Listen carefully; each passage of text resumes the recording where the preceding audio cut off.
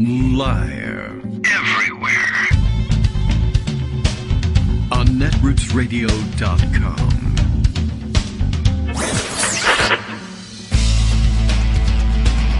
David Waldman.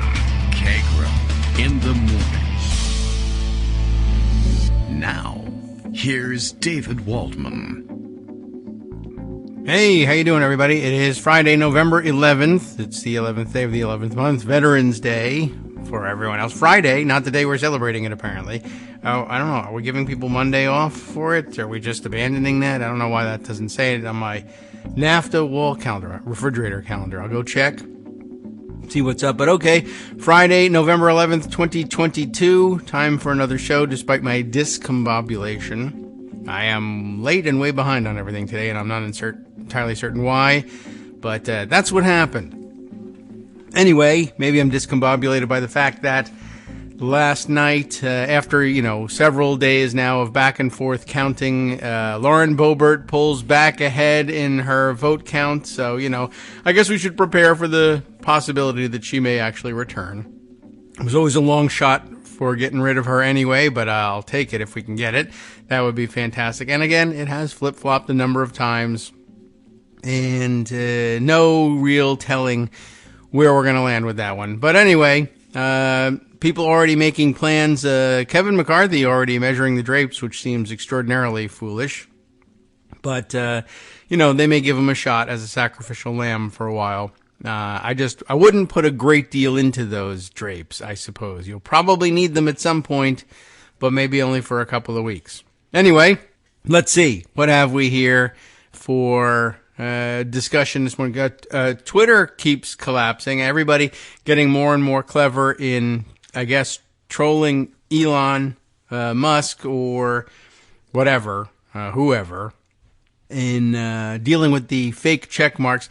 Somebody went out and bought themselves a fake check mark and slapped it on an account that they then called Tesla, and of course put the Tesla logo in as their avatar, and has tweeted out under the handle Tesla Real, breaking, a second Tesla has hit the World Trade Center, which is pretty funny, I must admit. And it's just a giant mess. I don't know. I guess it seems surprising to me for somebody who lives a life so, he's not extremely online, I suppose, except until he bought Twitter, but he's a pretty online guy. And to have not realized that, the internet is, especially Twitter, a collection of merry pranksters, if nothing else, plus, of course, outright trolls and Nazis, who he may have felt he thought he wanted to empower, but he didn't realize that there was, an entire population of people who enjoy nothing better than pulling pranks like this and getting bounced off Twitter.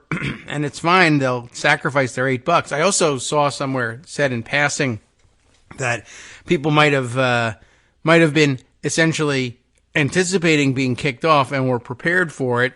And they go and they pay their $8 via credit card, get the verified check mark, change their handle to, something like this, pull a Tesla prank, get banned, and then go to their credit card, while Elon Musk is saying, well, look, last laugh is mine, I got your $8. And then they go to their credit card company and they say, I paid for a subscription and they banned me in a day, I'm not paying. And the credit card company refunds them the $8.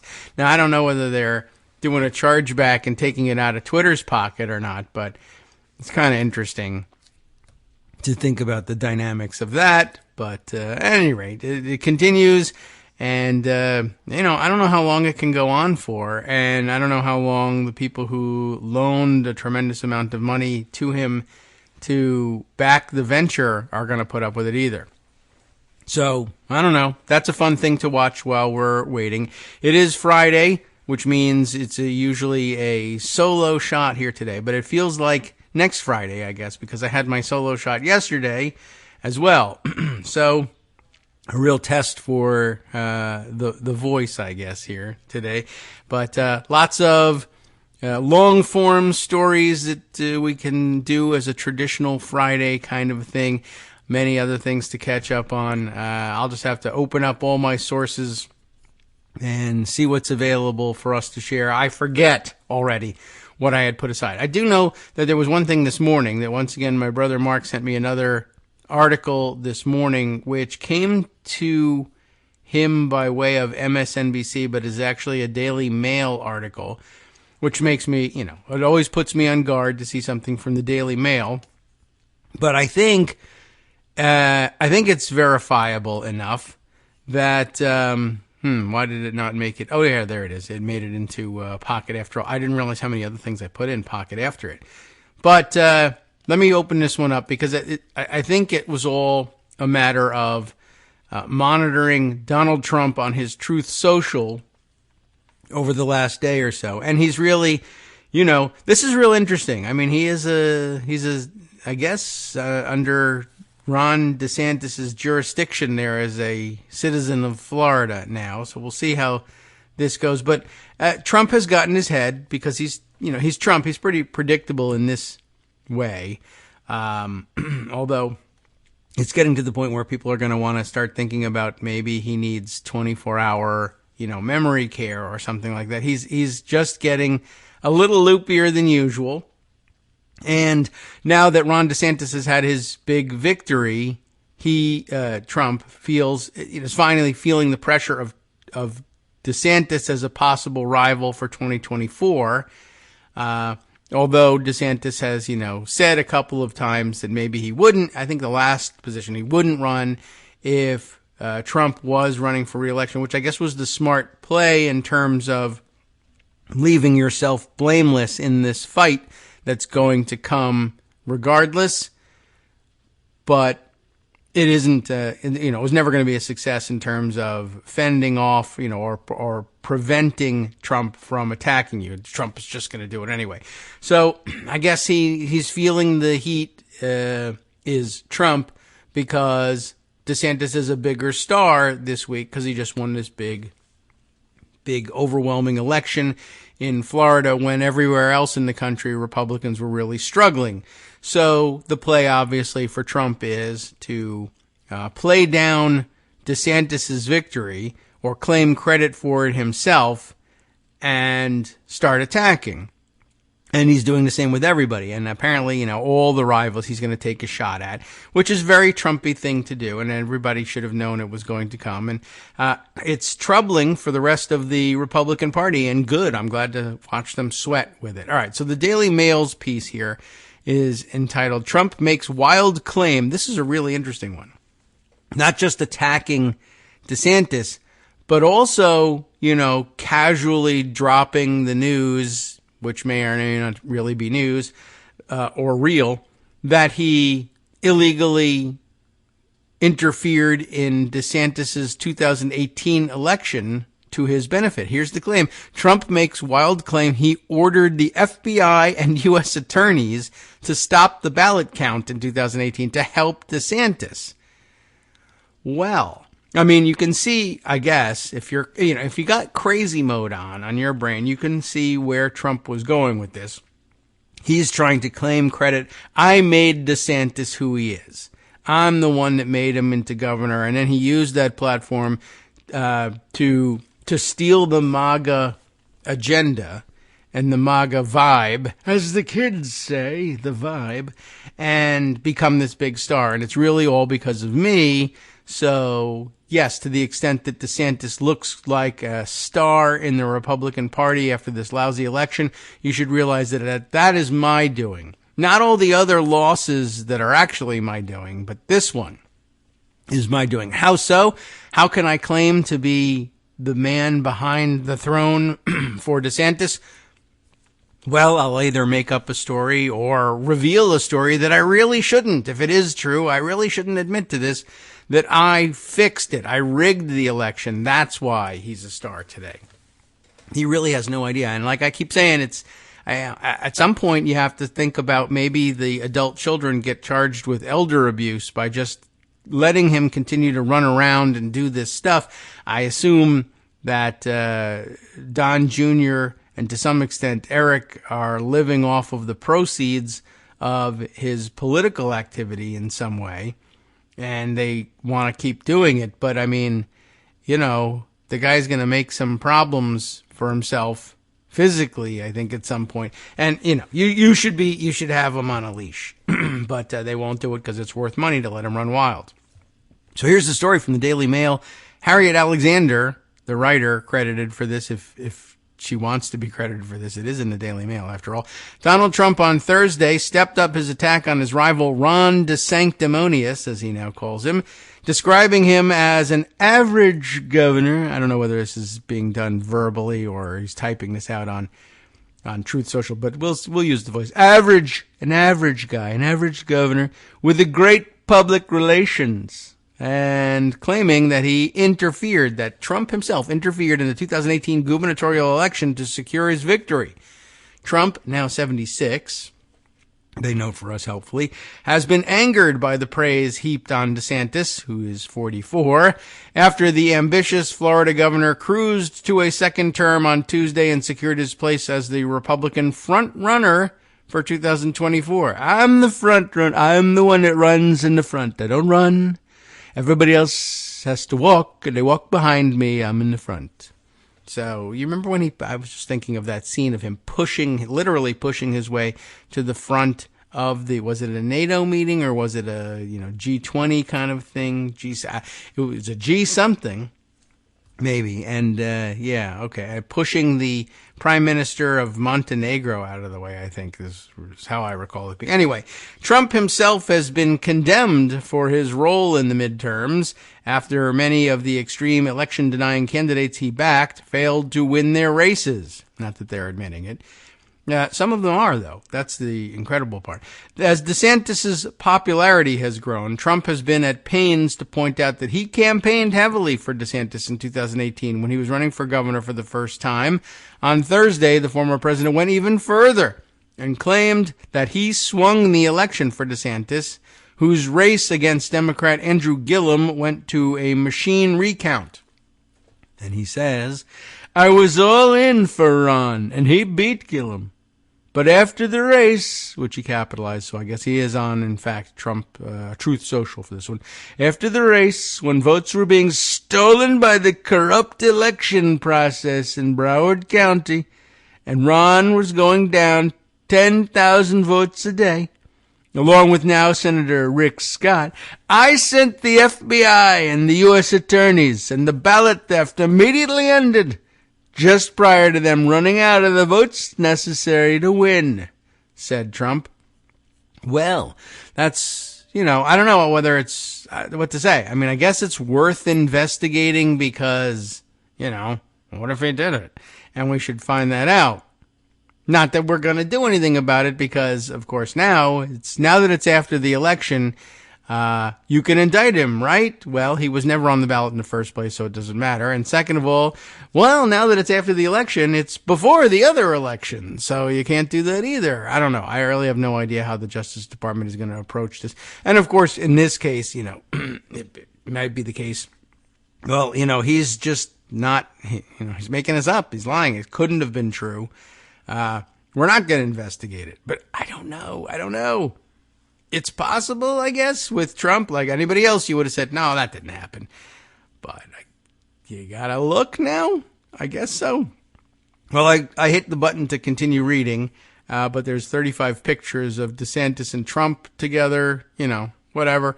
They're interesting enough. Here's some more text. DeSantis has not commented on the allegation. And the FBI, U.S. Attorney for the Southern District of Florida and Broward County have not responded to Daily Mail's request for comment. Trump's press secretary, Taylor Budowich, did not respond when DailyMail.com asked if the former president wished to clarify his remarks. DeSantis' 2018 election victory has not been contested until now. Trump on Thursday insisted DeSantis owed his success to him. Ron came to me in desperate shape in 2017. He was politically dead, losing in a landslide to a very good agriculture commissioner, Adam Putnam, who was loaded up with cash and great poll numbers, Trump wrote on his platform, Truth Social. Ron had low approval, bad polls, and no money. But he said that if I would endorse him, capitally endorse him, he could win. And I guess he tried it. In the long-winded statement sent out by his PAC, Trump pointed out that the trio of News Corp media brands are all in for Governor Ron DeSanctimonious. I guess he's mad at the Murdoch empire as well. Right, he's all in for Ron DeSanctimonious, who he called an average Republican governor with great public relations. Trump also downplayed DeSantis' handling of the COVID-19 pandemic, which polls suggest won him support. How does he do that? I mean, again, he didn't do anything different than I did. I did the same minimization of, well, okay. The former president said the Florida governor didn't have to shut his state down during the coronavirus pandemic because of the sunshine. Oh, this is great.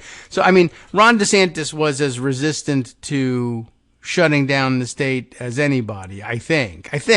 But, you know, in the initial panic, everything did shut down. We had the, 15 days to whatever the hell was. Even Trump was behind that. The initial maybe March, April lockdowns, when really everybody was at home, and Saturday Night Live, people were sending in their skits from home. The good old days. That was kind of fun. A little scary, but hey. Anyway, everybody did it then. But, pretty quickly, DeSantis jumped on the Trump bandwagon saying, we don't have to do this. This whole thing is fake, whatever.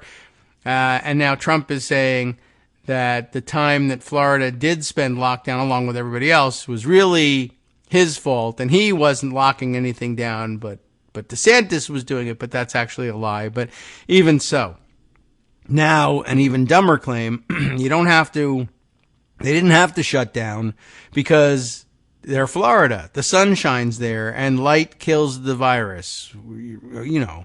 Okay, like put a light bulb where the sun don't shine and you'll get rid of it, and drink bleach and horse paste and fish tanks, etc. But he still remembers that, amazingly, and trots it out as fact. So what do we got here? He didn't have to shut down his state during the coronavirus pandemic because of the, quote, the sunshine where people from badly run states up north would go no matter who the governor was, just like I did. That is some addled crap right there.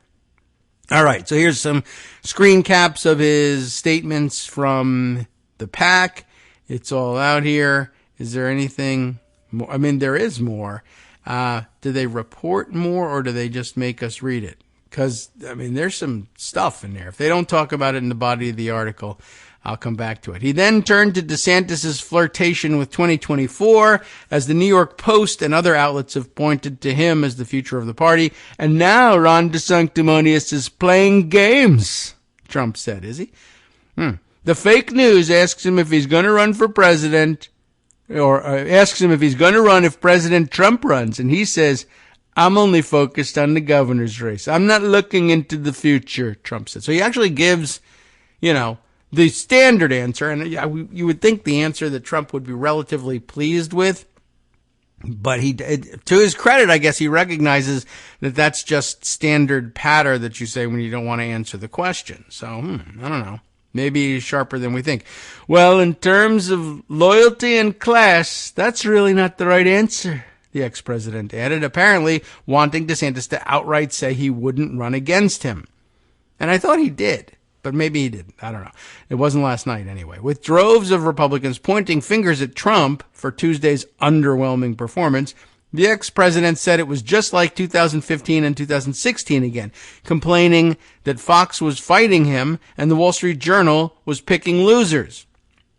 The Wall Street Journal's editorial board was out with an op-ed on Wednesday headlined, Donald Trump is the Republican Party's biggest loser. That must have really encouraged him. The Ed Board blamed Trump for dragging down Republicans in 2018 when the GOP lost control of the House, in 2020 when Trump himself lost the White House, in 2021 when the GOP lost the Senate, and now in 2022 when historical precedent and the economic mood should have delivered much better results for the Republican Party. New York Post's Wood, or cover, is that right? Do they call it Wood for some reason? Portrayed Trump as Trumpty Dumpty. Don, who couldn't build a wall, had a great fall. can all the GOP's men put the party back together again? It said that was probably one of the worst New York Post headlines I've ever heard. Anyway, Fox News pundits spoke so highly of DeSantis, so highly of him, in the aftermath of Tuesday's midterms that the Washington Post wrote a story about it. The Wall Street Journal loved and this is Trump again. The Wall Street Journal loved low-energy Jeb Bush and a succession of other people as they rapidly disappeared from sight, finally falling in line with me after I easily knocked them out one by one, Trump said. We're in exactly the same position now. They will keep coming after us, MAGA, but ultimately we will win. He may be right. Trump has been teasing that he'll announce his 2024 presidential run next Tuesday at Mar-a-Lago, despite some allies saying publicly they think he should hold off until after the Georgia runoff, as it's likely Senate control will come down to that race. But both Politico and NBC News reported Thursday that the plan was still on. And I think that's probably right. To the extent that the plan would be delayed in order to stay out of the way of the Georgia runoff. I mean, Trump doesn't learn lessons. And to the extent that he learns anything, he's in it. It's about him. He doesn't really care what happens. And honestly, think about him in his position with the Senate. Like, he doesn't really care whether they win the Senate. If Republicans win the House and the Senate, they'll be able to, make their own destiny and become stars and have a veto battle with Joe Biden leading into 2024. And that would mean that Donald Trump isn't the star anymore. And if they lose the Senate, then he can spend the next 2 years saying Mitch McConnell is a jerk and a loser, just like I told you, you need me in there. So it's probably in Trump's strategic interest, just for Trump, because he doesn't care about the party, to see them lose the Senate anyway. So I don't know. Something else may convince him to delay things. That I don't know. Anyway, let's see. There's like 2 or 3 different pictures of the statement from the Trump PAC.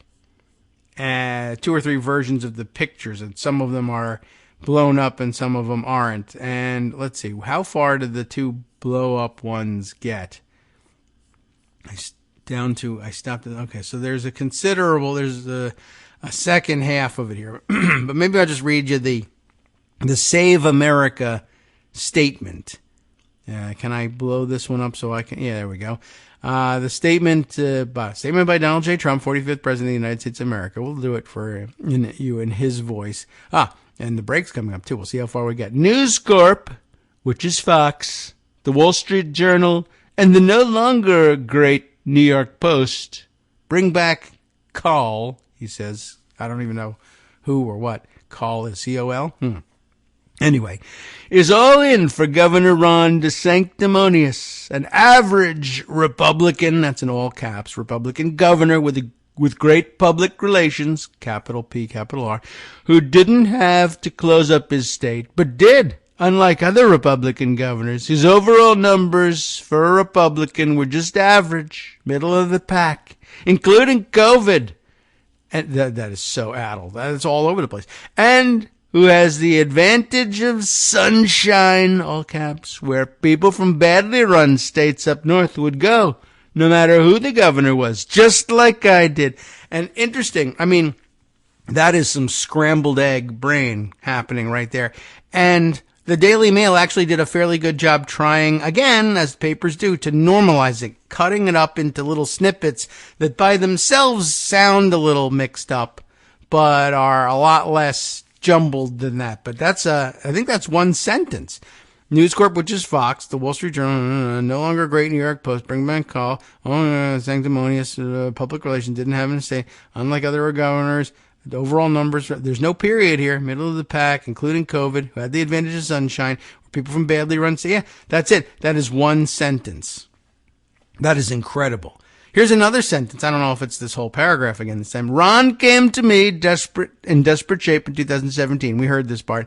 He was politically dead, losing in a landslide to the very good agriculture commissioner, Adam Putnam. I don't know why he feels like he has to keep on his good side, but and it was loaded up with cash and great poll numbers. Ron had low approval. We did hold this thing, right? And we got through all that, no money, bad polls. But I said if I would endorse him, he could win. So what we didn't hear yet was, I didn't know Adam.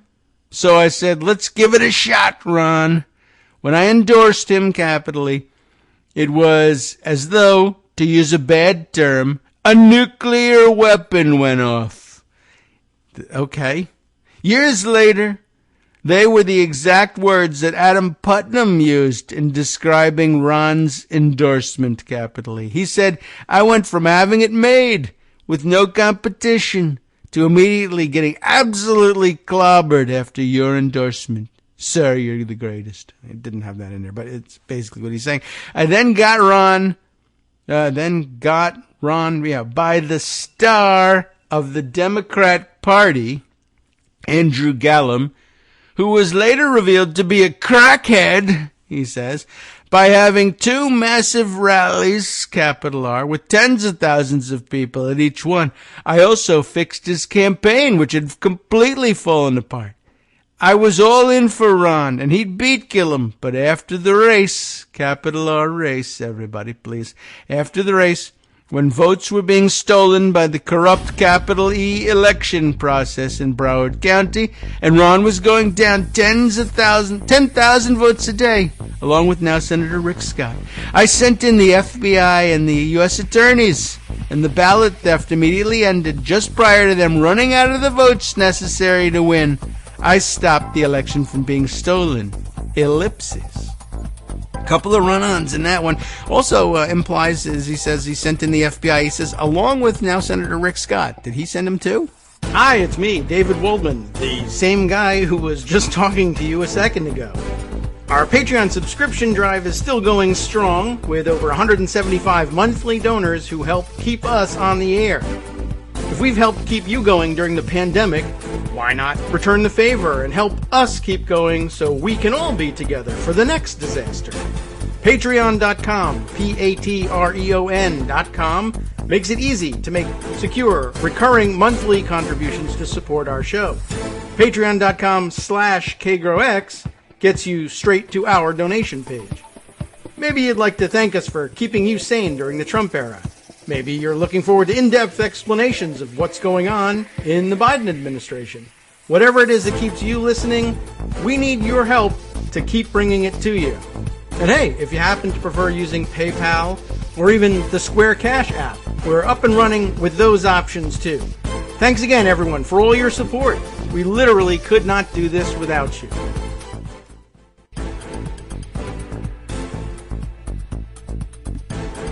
All right, welcome back now to the Kagro in the Morning Show here on Netroots Radio. So, with things being somewhat behind and the music being a second or two delayed, and me speaking straight up to the end of the crescendo of the music, it may be that the last word or two was cut off here. But I was wondering about what he meant by saying the way he structured his enormous sentence here. Right, when votes were being stolen by the corrupt election process in Broward County, and Ron was going down tens of thousands or 10,000 votes a day, along with now Senator Rick Scott, I sent in the FBI and the U.S. attorneys, and the ballot theft immediately ended. Just prior to them running out of the votes necessary to win, I stopped his election from being stolen. And I wondered, there's two ways to read that. That Ron was going down 10,000 votes a day, and so was now Senator Rick Scott, which is one way of reading it. And, it's as true of Rick Scott as it was of Ron DeSantis, which is to say, I don't know whether it's true of either of them. But also, he could be saying that I stopped the count, and as a result, both Ron DeSantis won the governor's race and Rick Scott won the Senate race, which may or may not also be true. And thirdly, Rick Scott was governor at the time. I guess there's a way of reading it, which is that he that Trump said, send in the FBI and the U.S. Attorney's Office, and then Governor of Florida, Rick Scott, too, said, yes, let's have that, and got out of the way, and let's have the federal authorities sent by President Trump shut down the count so that I can win the Senate seat and Ron DeSantis can win the governor's seat. And we can all get what we want. And Trump is allegedly, I guess, admitting to election interference on behalf of both of them. So, that's would be troubling if he were a normal person. And everybody would be wondering whether it really happened. So back to the end of his statements, 2 more run-on sentences I guess he's got for us that didn't make it into the narrative provided by the Daily Mail here. We'll see why. Maybe they're just boring. And now, there it is. We did see about this one. Ron DeSanctimonious is playing games. The fake news, capitals, of course, asks him if he's going to run if President Trump runs. President Trump, by the way, is my own name. I refer to myself. That's my pronoun. My pronoun is President Trump, by the way. And the fake news asks him if he's going to run if President Trump runs. And he says, I'm only focused on the governor's race. I'm not looking into the future. Well, in terms of loyalty and class, that's really not the right answer. That is pretty amazing. Again, that is the standard answer. Of course, it's the standard answer of somebody who's planning to run, so he's not wrong about that. But all right, so maybe it's good. Maybe this is why people love him. He cuts through the BS and says the way it's supposed. All right. Well, anyway, then he goes on and gives us we did hear this statement. This is the one where he says, this is just like it was in 2015. He had opponents, but he knocked them out one by one. And then they all come around and endorse him. And I did see somebody saying on Twitter, and I didn't grab it because it wasn't, exceptionally insightful necessarily or anything that other people aren't saying, but a generalized sentiment, but saying that it is amazing to look back on the history of 2015, 2016, and then what happened to, people who were his opponents at that point, who were never Trumpers, and saying, no, you should be voting for me. We're going to have trouble if Trump is nominated. It's going to be a disaster. And if he becomes the president, even bigger disaster. You remember Lindsey Graham used to say that, and now he's the biggest Trump supporter of them all. And they're all like that. And it is interesting. Somebody had pointed out, interesting to see how many people who get described in today's press as a top Trump ally, like DeSantis, were in fact not allies at all and didn't even vote for him in 2016 in the primaries. So, that is a good point as well. All right, so that's what he's up to, and there is, I think, what did I pick up? Kyle Cheney was, I think, tweeting earlier today about all of this and the attacks. And what is his comment here was, along with these screenshots that he captured from, I don't know, Donald Trump's Truth Social thing that he carried over, and then something from, was it also on Truth Social? Anyway, I guess all of his truths from Truth Social. Kyle commenting, it's odd to see Trump as isolated as he is right now, largely being ignored / kept at a distance by his own party as he calls allies stupid and makes bizarre swipes at Glenn Youngkin and Eric Swalwell. Of course, it's not difficult to understand why he would take a swipe at Eric Swalwell.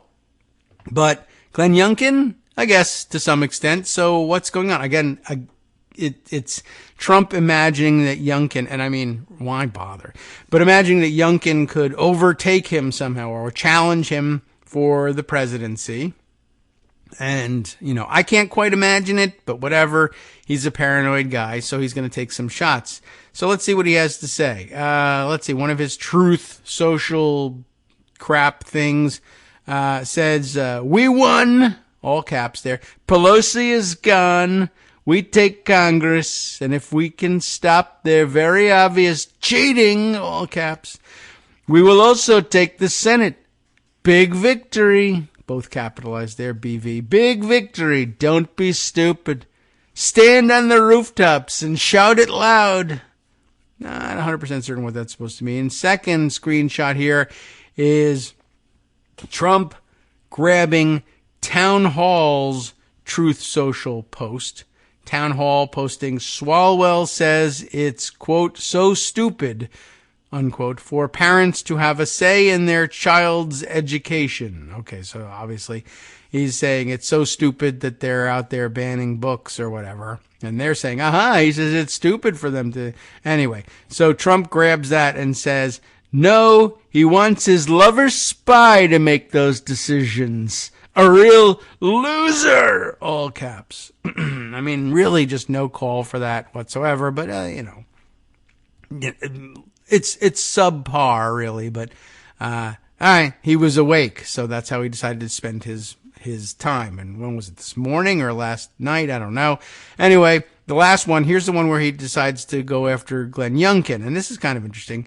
He separates it between the G and the K and then capitalizes the K. Youngkin. I mean, that's how he spells his last name, but he separates it into Youngkin. And I was wondering, where's he going with this one? Is this a pedophile joke or is it something else? It is something else. Youngkin.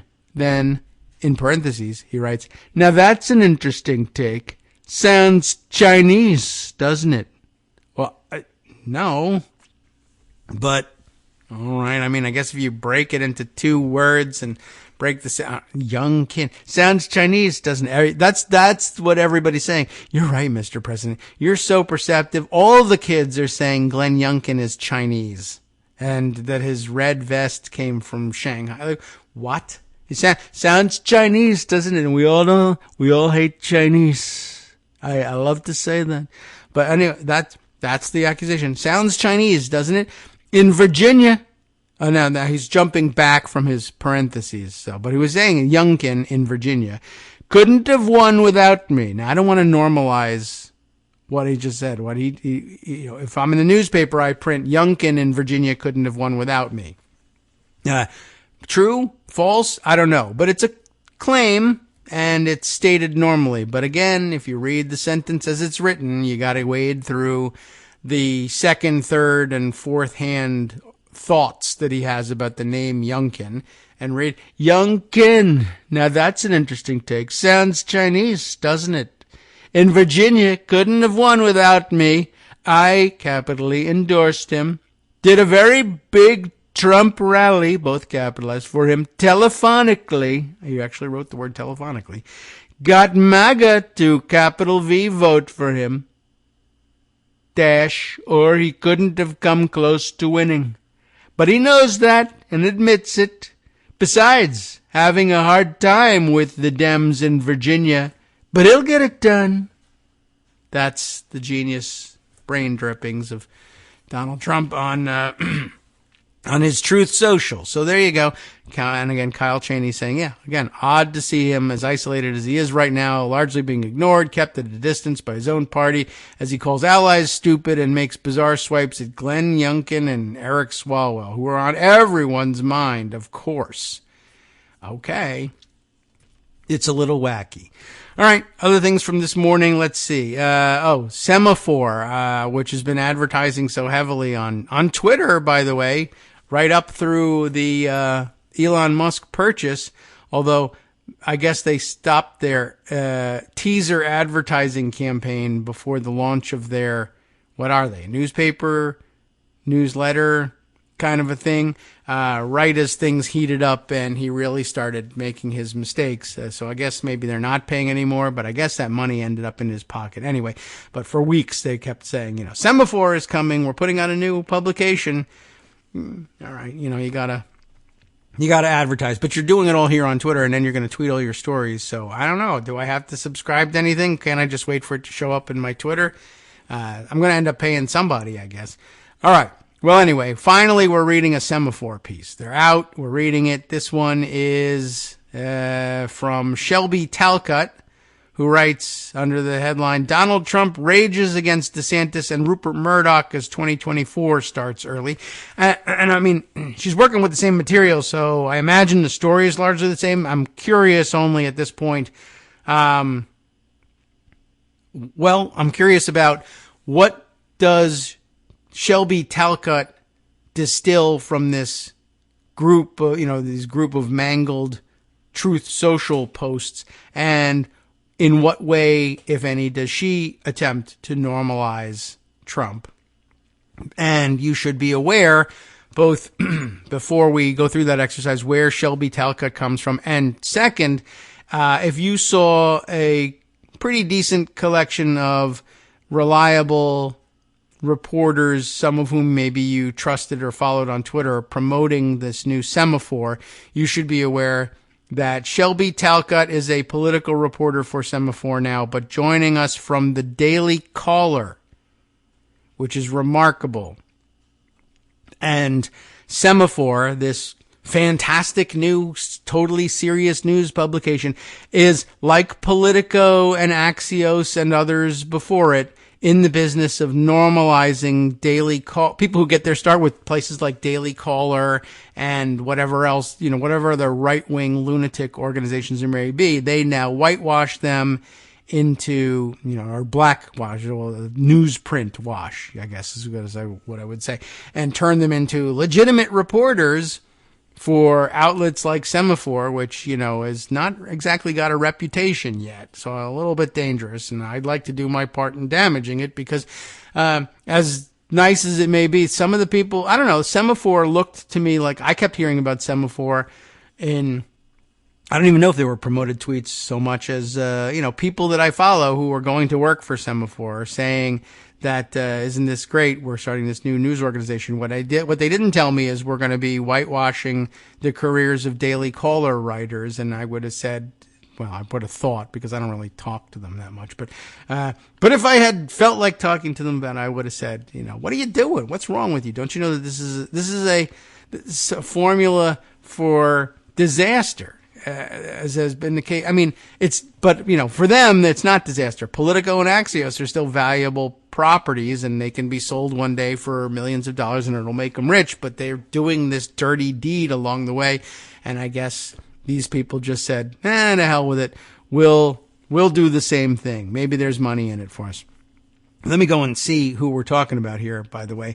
Ben Smith, whose name came to mind first about this. He is co-founder and editor-in-chief, and he's had a mixed and spotty record, but he rode the same sort of path to prominence, but from the other side of the political spectrum, going from BuzzFeed News to the New York Times, and then jumping out. But let's see. Ben was at Politico, then the Daily News, then BuzzFeed News, then he went to New York Times. Now he's left to do Semafor, and we're all supposed to say, okay, he's a prominent guy, and he's got a vision for news reporting and something, and it's all going to be okay.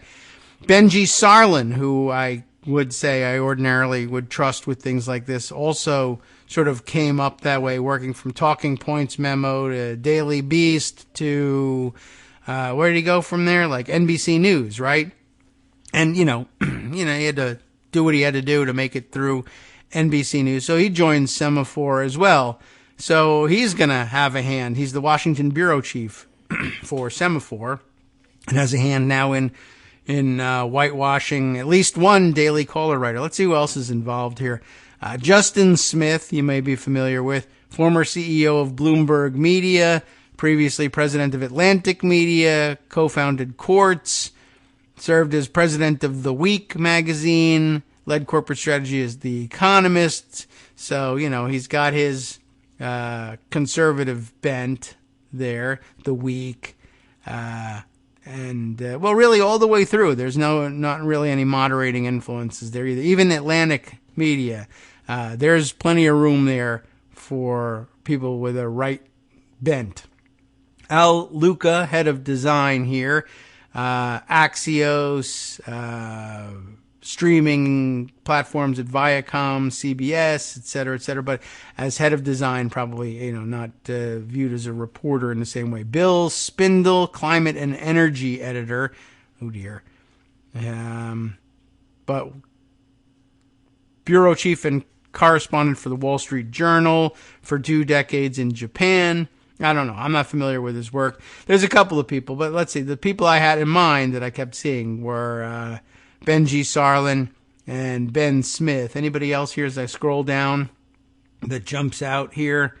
Not so far. But I guess they were the ones that I saw promoting things so heavily in my feed. Benji Sarlin is a bigger part of my feed by far than Ben Smith is, because I actually followed Benji. Oh, yes, Steve Clemens. Right. He was, lending his fairly solid credibility to the whole thing, too. An editor at large, whatever that means for Semaphore. But I saw his name a lot.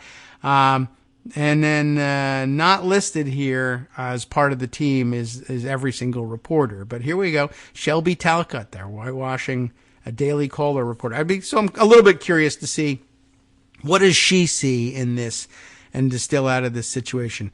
The 2024 cycle starts now, and Rupert Murdoch's right-wing media empire has picked a candidate early, newly re-elected Florida Governor Ron DeSantis. Former President Donald Trump denounced DeSantis as an ungrateful hanger-on in a rambling series of posts on Truth Social Thursday night and lashed out at Murdoch. And then she she quotes it straight, so she doesn't try to normalize it, but she's clearly, I don't know what. She's certainly got it in mind that she wants to, she says right in the second paragraph, a rambling series of posts. She wants to present them as rambled, which is correct and true. I don't know why she's not doing it out of any interest in helping Democrats reveal him as addled and disorganized, but out of a Republican interest in revealing him as addled and disorganized, I guess. DeSantis did not respond. He's dealing with a real-life hurricane, not a metaphorical one. What was Trump so mad about? Well, the New York Post declared that DeSantis' win showed he's the future of the GOP on Wednesday, then published a scathing Thursday front page depicting Trump as Humpty Dumpty and referring to the former president as Trumpty Dumpty. Wall Street Journal's editorial board, in a piece titled "Trump is the Republican Party's Biggest Loser," wrote that Mr. Trump has a perfect record of electoral defeat. That's true. And maybe the defeats are what the party needs to hear before 2024. Even Fox News participated in the pile-on, rotating through a number of political pundits who praised DeSantis' successful campaign. Some of them openly criticized Trump, and the digital side of the media company published an op-ed by Liz Peek calling DeSantis the new Republican Party leader and Trump the biggest loser of the midterms. Trump is in the past, Fox Business's Stuart Varney declared on Wednesday. Murdoch companies were not alone in their criticism of the former president. Breitbart dipped its toe into the pro-DeSantis commentary with a piece by Ann Coulter titled "A Nation Rejoices, a Humiliating Defeat for Trump." That's interesting. Coulter's kind of been, off on her own for a while, but I guess I want to note for the record, it's relevant to the direction she's taking, but I think it's probably still noteworthy that a Daily Caller writer being whitewashed through Semaphore thinks to include in her piece a sampling of what's going on at Breitbart, which really just shouldn't be happening. Anyway, but she makes a sampling from her old haunts, essentially, that part of the right-wing online media that she frequented as part of Daily Caller. She continues on here. The National Review's editor-in-chief, Rich Lowry, published an opinion piece in Politico on Thursday declaring Trump to be a bust for Republicans. The Daily Wire, meanwhile, published several pieces honing in on the Florida governor's big night and Trump's bad one, with headlines like, "With Trump the big loser in 2022 midterms, DeSantis now frontrunner for 24. Candace Owen also distanced herself from Trump with an opinion piece titled, "My Opinion on Trump is Changing." In it, the conservative commentator noted that she was one of Trump's most vocal supporters all throughout his presidency, but suggested he'd been pushed into an angry space. Oh, really? He was there, and you were too, and questioned whether he's assessing things in a good way. Now, before I go any further with it, I guess I will say, there is legitimate need to know this. It is of interest to know what is right-wing world saying about this. And I guess if you're going to send anyone, send someone from the Daily Caller so that they don't pollute their, timeline and cookies file. It's already polluted. So it's of interest to know that this is going on there. And, she's a natural person to assign to that. But I also think that maybe she didn't need any particular direction because she's still living in that world. Anyway, he wasn't entirely without defenders. British political activist Raheem Kassam, everyone's heard of him, right, argued on Substack that it's, quote, nonsense to blame Trump for Republicans' lackluster midterm performance. And Representative Matt Gaetz in Florida published a piece in the Daily Caller, right, her old home, declaring that America needs Trump back in the White House. But as commentators and hosts propped up DeSantis and blamed Trump for the party's midterm performance, people in Trump's orbit appeared uneasy. Former Trump White House Press Secretary Kayleigh McEnany and Jason Miller, who served as senior advisor to Trump's 2020 re-election campaign and got a stripper pregnant and snuck an abortion pill into her drink to take care of it. Ultimately, it doesn't say that in this Daily Caller article or this Daily Caller writer's article for Semaphore, curiously enough. But, that's who Jason Miller is. Anyway, he, also served as senior advisor to his re-election campaign. Ultimately took to the airwaves on Wednesday to argue that the former president should hold off on announcing a 2024 bid. He's teased a special event on November 15th, and he should hold off because of the Georgia runoff. Interesting. So now the article continues, I guess she's done reporting, and her deal with Semaphore, and maybe everybody's deal with Semaphore, I haven't read any other Semaphore articles, is that at the end you get to sort of separate, there's like a thin, barely visible line sort of cutting off the text under which appears a new section that's titled Shelby's View. So it's interesting. I mean, maybe that would be an interesting approach to news reporting. You sort of kind of do it as straight news reporting, even though you can see your voice coming through the whole time. But then at the bottom, you get to give your personal view of this thing. So a little bit of news up at the top and then opinion at the bottom, maybe. Maybe that makes sense. Anyway, what is Shelby's view? While much of the media is rightfully focused on the elite conservative shift against Trump in the days following the midterm election, the former president's source of power has always been his ardent rank-and-file supporters.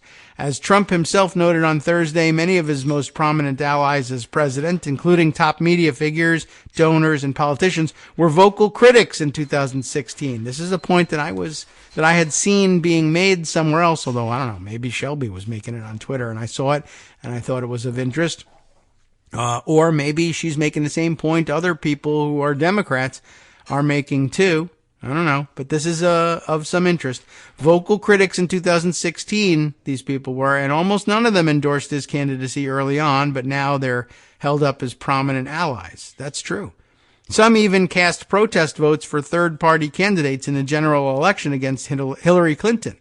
Only after he proved his hold on the Republican base at the ballot box and delivered conservative wins did they fall in line. This is just like 2015 and 2016. Oh, is this Trump again? Yeah. A media assault, collusion, he then puts in parentheses, when Fox News fought me to the end until I won. And then they couldn't have been nicer or more supportive, Trump said in his statement. Murdoch-owned news outlets wrote similar op-eds after the 2020 election, and January 6th, only to find Trump back in control of the party and playing kingmaker in midterm primaries. If Trump makes it through the latest storm with his base, it wouldn't be surprising to see right-wing media scale back the criticism. That's, that may be right. Now, down at the bottom, there's another thin line here, and then another section, and this one is titled Room for Disagreement. Some conservatives believe average Republicans are, in fact, tiring of Trump. I think the voters are ready to move on from Trump, conservative radio host Eric Erickson tweeted. He pointed to a significant shift in how his listeners have responded to the midterm news. On January 7th, 2021, I did not get any calls from people who blamed Trump on my radio show, Erickson wrote. On November 9th, 2022, all I'm getting on my radio show are former Trump voters who want DeSantis. So that's interesting. Now I think we should look at other Semaphore articles to see, is that a standard format? Do you first report the news? Then there is a section right at the top. It says the news, and I skipped it because it looked like every other publication, just throwing in a little graphic element, the news, which doesn't mean anything in particular. But now seeing these other section headings, that's an interesting approach to things. And I guess if you're going to start a new media outlet, that makes some sense to try to do something a little different with your formatting and give your reporters the room to explore different angles, but not to have to kind of work it into the same copy all the time so that it ends up looking weird or both. This is a way of doing both sides without having to awkwardly construct a both sides narrative. So that's kind of interesting. That could work. I wonder if that's the theme here. Again, to explain it. So here's this piece from Shelby Talcott. Donald Trump rages against Ron DeSantis and Rupert Murdoch as 2024 starts early. So the first section, the news, and I guess that's supposed to be, it is still a little bit slanted, but that's supposed to be, all right, here's me as a reporter telling you what's going on. Then after I've given you the general background, there's room for Shelby's view, my personal view of what's happening here. And after that, another section called Room for Disagreement, where I report on people I came across who occupy the same conservative space, but who see things differently than I did, but who are prominent enough names that they deserve some mention in all this because, hey, things could go the other way. I guess you could view it as a cover your ass section, but I think it makes a certain amount of sense. And now I'm very interested in looking at some other Semaphore articles. So mission accomplished, I guess, in terms of intriguing me in Semaphore, although, it's a little overweening for me to say, all right, I'm going to read all my news this way.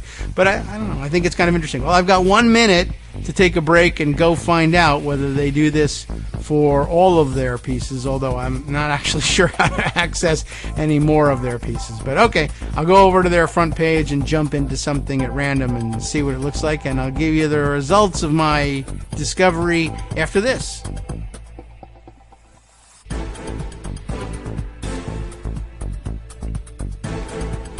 All right, welcome back now to the Kagro in the Morning Show here on Netroots Radio. I haven't had a chance yet to read through.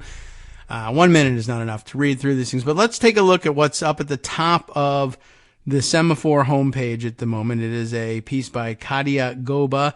The House Freedom Caucus isn't handing Kevin McCarthy the gavel just yet, is the title. Subheader is, let's just review last Tuesday night. I think it was pretty interesting. Representative Andy Biggs of Arizona told reporters, well, he's just a tourist. What does he know?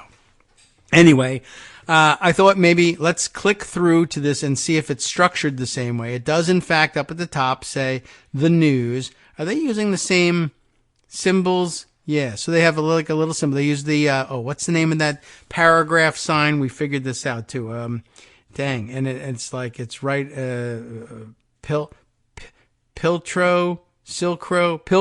was that it? Silcrow was the section symbol, and we found out that Pilcrow, is that right? I gotta check that now. It's gonna drive me crazy if I don't get it checked out. Pilcrow with one L. Yeah, that's it. The symbol we use to mark a paragraph, and Silcrow is that double S section symbol. Oh boy, see, we learn and retain things on this show. So that's what they use. That's the graphic element they use along with the words, the news. And they did, in fact, structure it the same way. So that's very interesting. You might want to check Semaphore out. And if you do and you like it, instead of subscribing to them, send me the money for discovering it for you. You could have discovered it on your own, but I said it. So something. Anyway, that's what they're doing.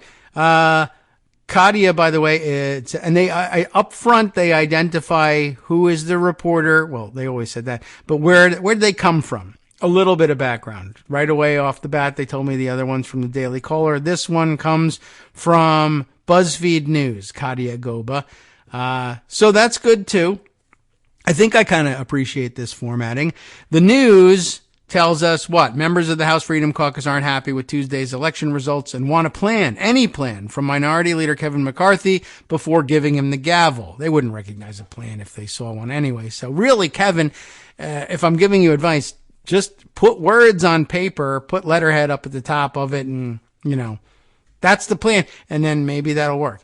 Anyway, they want any plan. It's part of a continuous push from the hard right caucus to leverage their power and what will potentially be a slim majority if Republicans regain the House. By the way, I should caveat that by saying it may be that, one, they wouldn't recognize a plan if they saw it anyway. So that cuts both ways. If you come up with a great plan, they won't really read it and they'll reject it. But they're probably going to reject whatever you put on paper or anywhere you put it anyway. So don't waste a great deal of time on it. Plus, give us a chance to laugh at how dumb your plan looks. Just do that. And then, take it as it comes. But again, my point in coming to this article wasn't to read it, although it's interesting and I'm sure fine reporting. It's to confirm the fact that they do, in fact, use this same format. So she writes about that. That's her opener. McCarthy released the Commitment to America in September, which, by the way, was a plan. And they all said that they backed the plan and they all ran on the plan. And now they're all saying, we want to see a plan. You saw the plan. I wrote it. I gave it to you in September. You used it in your campaign. Oh, right. We actually just don't want you to be speaker. And saying you're a dirty, wimpy jerk doesn't really sound like we're doing our jobs seriously. So we're going to say we want a plan, and you'll fail to produce a plan that satisfies us. And then we'll attempt to make someone else speaker, and it probably will fail, but you'll be on pins and needles, walking on eggshells the whole time. And we might even unseat you at some point in the near future, or force you to retire like John Boehner. All right, so McCarthy released the Commitment to America in September, a broad overview of goals Republicans want to achieve in the majority, but House Freedom Caucus members want details on how the presumptive leader plans to address the debt ceiling, inflation, the U.S.-Mexico border, and investigating the COVID-19 response, which I guess tells you a little something about what actually got put in the Commitment to America, which is none of that, I guess, or at least no details on it. I haven't seen a plan on what to do to demand that we secure our borders where Texans are getting assaulted, Texas Representative Chip Roy told reporters. So until I see a plan with any kind of leadership, which again is not something you run for, it's something you demonstrate, then again, nobody's earned 218 votes. Underwhelming election results are the latest point of contention. Let's just review Tuesday night. I think it was pretty interesting. Andy Biggs, a member of HFC, House Freedom Caucus, told reporters on Thursday when asked why he hasn't thrown his support behind McCarthy.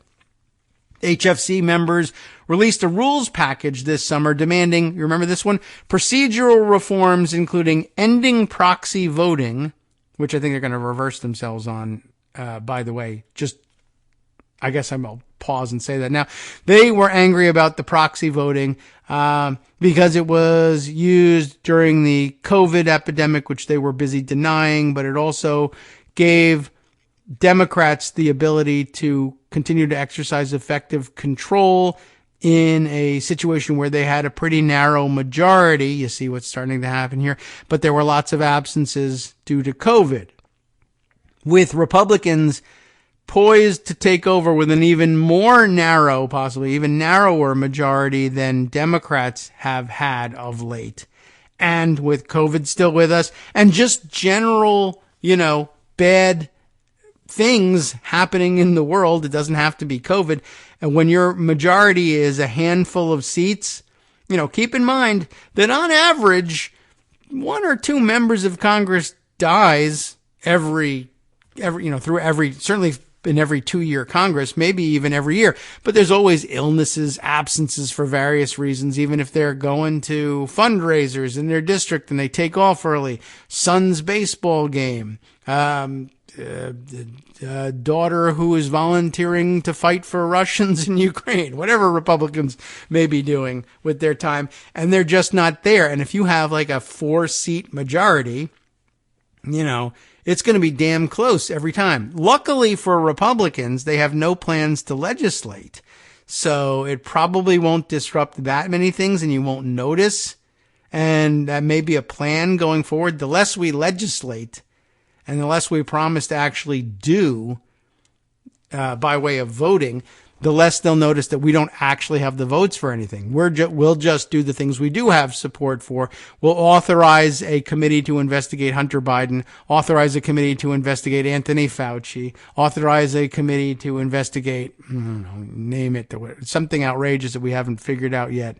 I don't know how Twitter is being sabotaged by Democrats for some reason. I don't know, whatever. Make it up. And they'll investigate that. And when they don't have enough votes present to do any legislating, they'll just make blockbuster announcements from their investigative committees, and no one will notice that they have no real control of the chamber. And I guess they'll have to do that if they stick to their guns on getting rid of proxy voting, because this is where I think they may reverse course on this. We can't hold any votes on anything when we have a 1-seat, 2-seat, 3-seat majority and it's flu season, or it's Thursday, so no one's going to be around because Thursday is a congressional weekend day, and we got to have some votes, and we can't afford to let you people fly back to your districts with a 4-seat majority. Anyway, so they may switch directions on that one. What else did they say? HFC members, their rule package would end proxy voting, add flexibility to propose amendments, and restore the motion to vacate, right, vacating the chair. Remember that one? Greg keeps asking about that one. A procedure that would enable any member to bring a vote to remove a speaker at any time, though members seem split on insisting on the last point. That would be probably a split between people who say, yes, we want the speaker to be a captive animal at all times, versus people who are like, listen, I dislike McCarthy as much as the next House Freedom Caucus guy, but we're going to look like clowns. We're going to end up looking like one of those unstable parliamentary democracies that keep bumbling around in the dark over there in old Europe or something like that. And maybe they don't want that. Anyway, leadership votes are supposed to take place next week, but Republicans, as it stands, don't have the seats that would put them in the majority, as races are still being called. HFC members had pushed to vote on the rules package before the speaker's vote, but the idea has since been rejected by leadership, according to Roy. We don't know how many people will be in this Republican majority, but I can assure you that as of this broadcast, I see. Kevin McCarthy does not have the 218 votes to become Speaker of the House, and we should not give them to him, Representative Matt Gaetz said on his podcast, Firebrand. And he's going to have to fight Lauren Boebert for the title Firebrand. I saw someone referring to her as a firebrand the other day, as opposed to a crazy a-hole. Anyway, and that's interesting though. We want the rules package voted on before the speaker's vote, but the idea has been rejected by leadership. Well, how does leadership reject things? The power of the gavel. Well, I'll tell you what's going to happen. I decide which one. We're going to vote on both of those things, but I decide which order we're going to vote on. You say you want the rules package first, but I'm going to pick up the piece of paper that says voting for speaker first, and I'm going to read it. And there's nothing you can do about it, because it's my job to read what we do next, because I have the gavel. Anyway, meanwhile, McCarthy has already empaneled a transition team, including 2 of his top deputies. You'll be happy to know Jim Jordan is one of them. Steve Scalise is the other. Both of their names have been floated as alternatives to McCarthy for the speaker's role, and both have publicly stated they're not interested in the position. And they may be, they may not be, but you have to say that when you've been named to the transition team. And by the way, you've been named to the transition team because McCarthy knows very well, if I don't name either one or both of these 2 to my transition team, if they're not on my team, then they're out there freelancing their own team. So, sure enough, that's the end of the news, but then there's at least a paragraph reserved for Kadia's view, separate from the body of the news. I think I like this. Distrust of leadership runs deep in some segments of the conference, says Kadia. With a close majority, McCarthy is going to have to make deals to secure the speakership, empowering members who don't fully support him. Even if he succeeds, this dynamic is going to make the John Boehner era seem like a walk in the park. Republicans struggled to come together on major votes then, Even with a comfortable majority, an election the caucus felt great about in 2010. And then the last segment, room for disagreement. Not everyone agrees with using the motion to vacate model to get rid of the speaker, including Representative Thomas Massie, who wrote the version that ultimately contributed to then-Speaker Boehner's resignation. It's stupid to ask for it, Massie told Semaphore. There are plenty of other ways to emasculate a speaker. That's obviously the goal. And anyone who thinks the motion to vacate is a hard line is guilty of historical illiteracy and a lack of imagination. Well, and then they throw in at the end here, and I don't know whether this is something that is standard, but they just didn't have one for the other story. One good fact, it says at the end, which is kind of damning to find out that there wasn't one good fact in the other article. But anyway, one good fact here. Massie says he still has a copy of the draft rule he and Mark Meadows co-authored in 2015 that ousted Boehner. I mean, I have a computer too. But okay, whatever. Anyway, that's very interesting. And I kind of like this format. So there you go. It's something to think about, wading through even the garbage written by former Daily Caller reporters to check out, I guess. Now, also on the front page over at Semaphore, I didn't mean to make this a whole Semaphore show, but I did open up yesterday and not read what would have been the first Semaphore piece that I referred to yesterday, which was about the collapse of this FTX cryptocurrency organization thing, whatever. I have no idea what it is, but I did end up putting away a different report on it from a publication that I guess I recognized and have read from more readily, even though it's every bit as bad as anything out there, Politico. But I don't know, for some reason, the differences in the headlines, Politico still knows how to snag me with the headline, I guess. It's the same story, essentially, being told in different ways. The Politico headline, Dem Megadonors Crypto Exchange forced to sell as liquidity concerns grow. The Semaphore version of it is, where is it? Sam Bankman-Fried, I guess, F-R-I-E-D, Fried, or possibly, but Fried, out as FTX CEO as company files for bankruptcy, like a less obviously political take in the headline.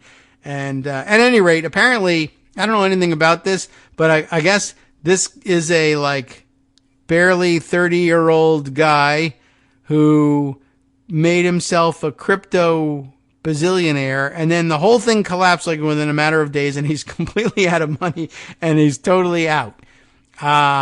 But he spent the election cycle being a Dem mega donor. So for a while, he was fake rich, and then he used his fake rich to convert into real money, and he gave that money away for political influence, and he got it. And then he went bankrupt, and they might, chuck him out of meetings now, and he doesn't have any influence. But campaigns were waged and won and lost on the money backed by the fake money, and we're none the wiser, and the election's over, and there's nothing you can do about it. So that's kind of a weird thing, even though he was giving his money to Democrats, and that's nice. Maybe it's not the greatest setup in the world for the future. But on the other hand, it seems like Republicans have been running their races that way for a long time. And why Democrats can't figure out how to counter that long term, I don't know. But I guess probably Sam Bankman-Fried had plans for that to be long term. It just collapsed faster than usual because it was based on less than usual cryptocurrency. So I don't know. Maybe we'll keep an eye on the collapse of this business. But let me try and see if Politico can help us make any sense of this at all. FTX downfall draws Washington scrutiny, threatens crypto lobbying campaign is the new headline that they changed from before. Regulators are monitoring the sale of Sam Bankman-Fried's crypto exchange, which halted customer withdrawals as it faced a liquidity crisis. Wow. Okay. Kind of weird. Let me see if we can get a handle on this.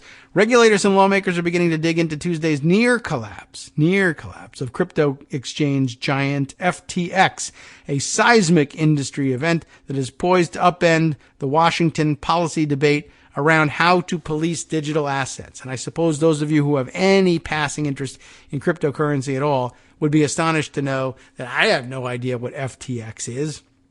Just as, people who live in other parts of the normal world were probably, astonished to realize that I'm not 100% sure what a caramel macchiato is exactly, because I see it advertised everywhere.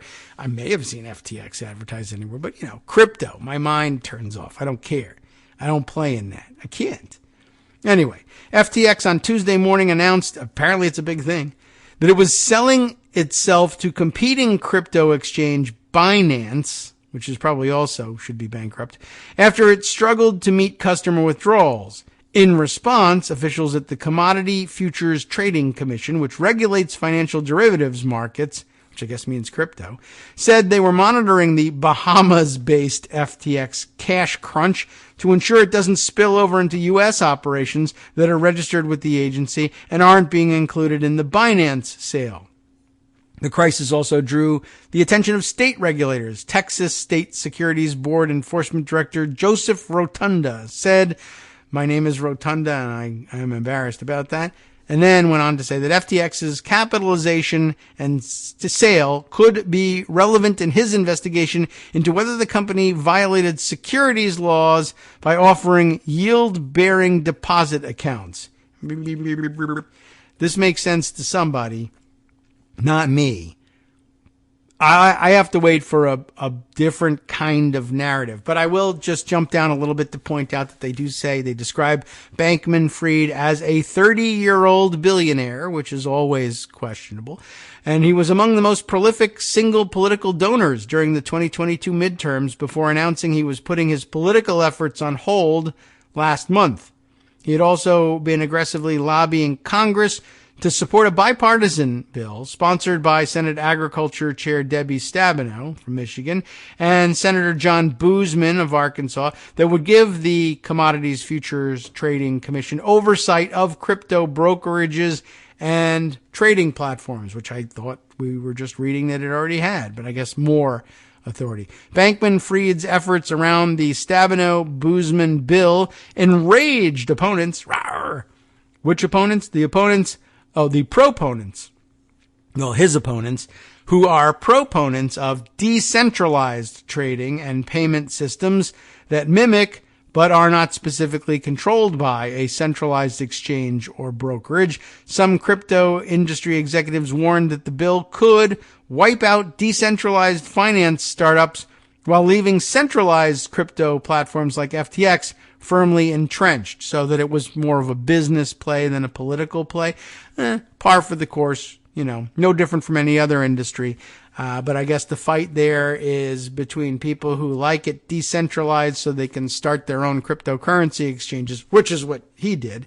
But I guess he started one, which I guess is supposed to be, maybe the pitch is cryptocurrency for people who are afraid of cryptocurrency because it's so decentralized. I'm going to centralize it and it'll be regulated under the Commodity Futures Trading Commission and therefore feel safer to you so that you'll give me more money and I can steal it and do what I want with it.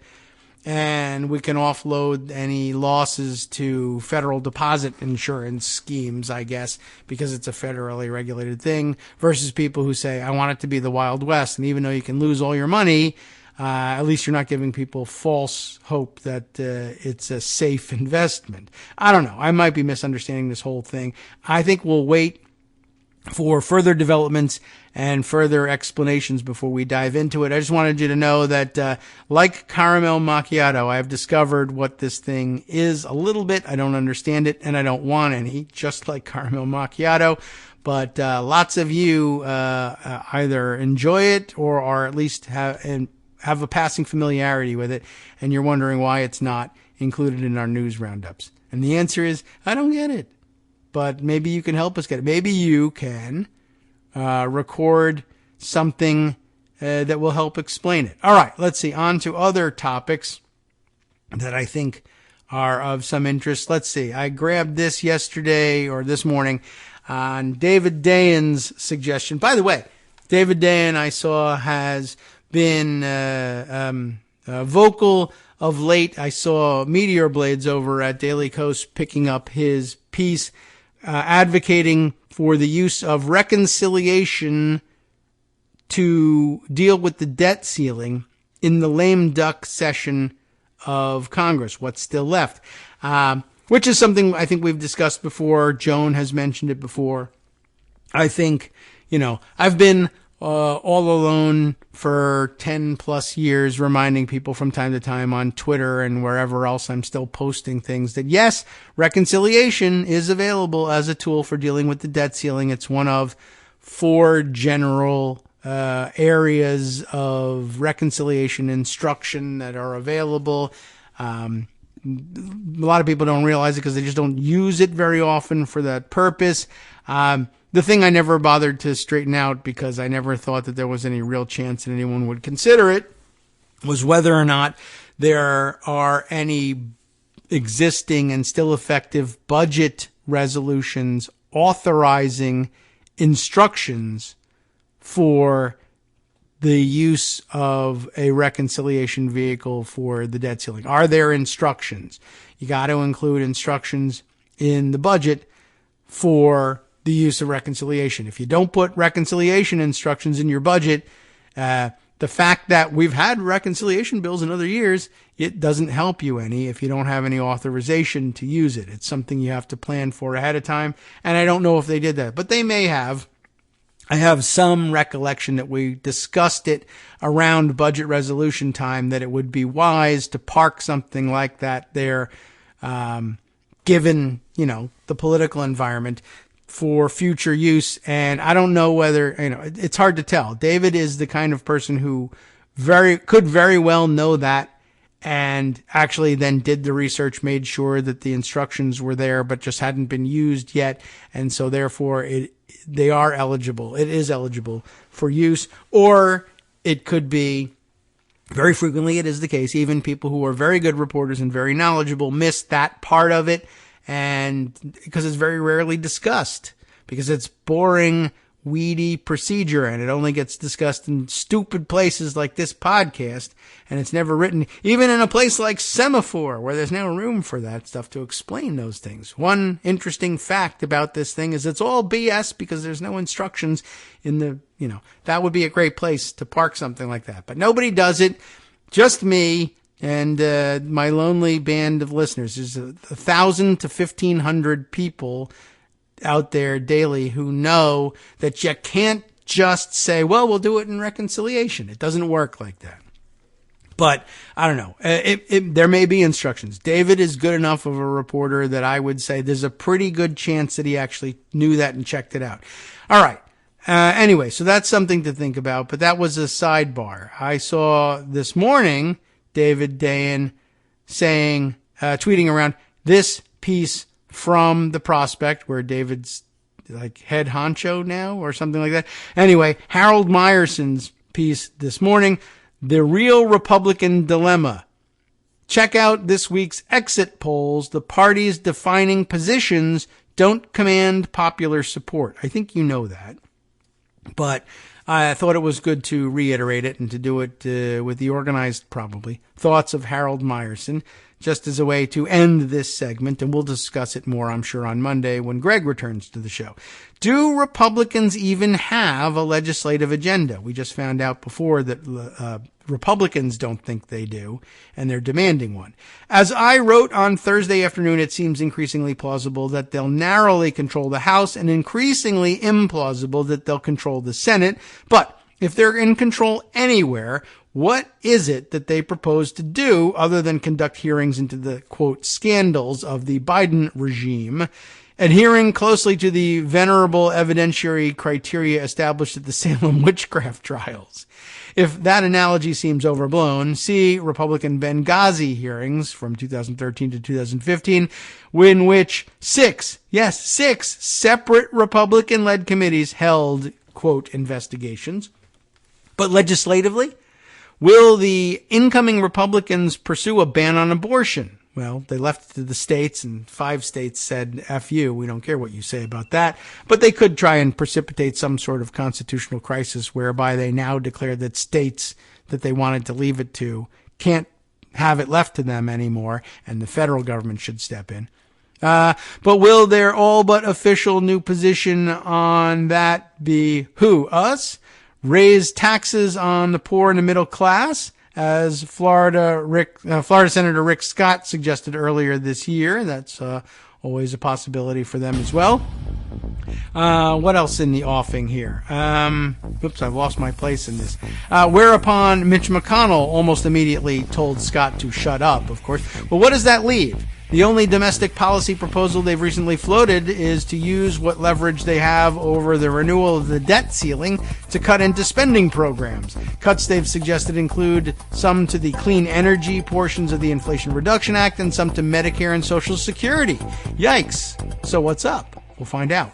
Sup, fam? It's your boy Darwin, aka Darwin_Darko, aka the most reasonable man in America, aka KITM's senior black correspondent. You might remember me from such recordings as Spacemen vs. Space Cadets and We Need to Talk About Joe Biden. Today, I want to bring you good news about that thing you've been struggling with. Do you suffer from giving too much of a damn? Do you turn on the series of tubes and find yourself outraged at the particular way some news organization strung some sentences together only to realize, nope, this is not some fictional hellscape? Well, guess what? You no longer have to accept the life of giving too much of a damn. You can do something about it, because even you, yes you, can be a show contributor. Now I know what you're thinking. Hey, Mr. Most Reasonable Man in America, I'm not some professional podcast talking guy. Don't worry about it. Do you have a smartphone or some other electronic recording device? Well, that's all you need. You too can have a segment where you can read us an important article and give us your take. Read one of your own original essays, or even just give us your commentary on something you'd like to share that's important to you. Fair warning though, side effects may include general punditry, having opinions and hot takes, getting stuff off your chest, and hearing your own voice. If your recording lasts longer than 5 to 7 minutes, please consult kagrox@gmail.com. That's KAGROX@gmail.com.